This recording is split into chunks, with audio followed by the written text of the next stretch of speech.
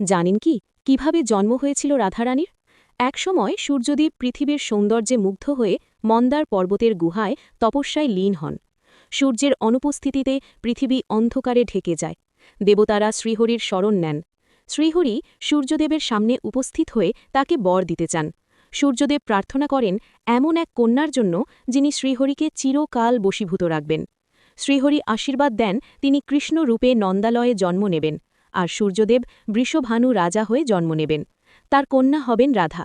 এই ত্রিলোকে একমাত্র রাধাই কৃষ্ণকে আকর্ষণ করতে সক্ষম হবেন। একদিন রাজা বৃষভানু নদীতে স্নান করতে গিয়েছিলেন, কিন্তু স্নানের জন্য জলে নামতেই আশ্চর্য হয়ে গেলেন যে শত সহস্র সূর্যের আলোকের মতো জ্যোতির্ময় একটি স্বর্ণপদ্ম ঠিক যেন যমুনা নদীর মাঝখানে ফুটে আছে।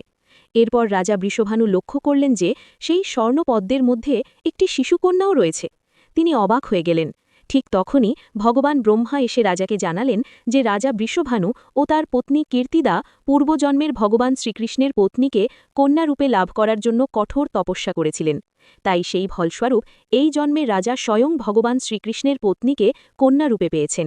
রাধার জন্মোৎসবে নন্দ মহারাজ শিশু কৃষ্ণকে নিয়ে আসেন। কৃষ্ণ যখন রাধার কাছে যান তখনই রাধার চোখ খুলে প্রথম দর্শন পান শ্রীকৃষ্ণের।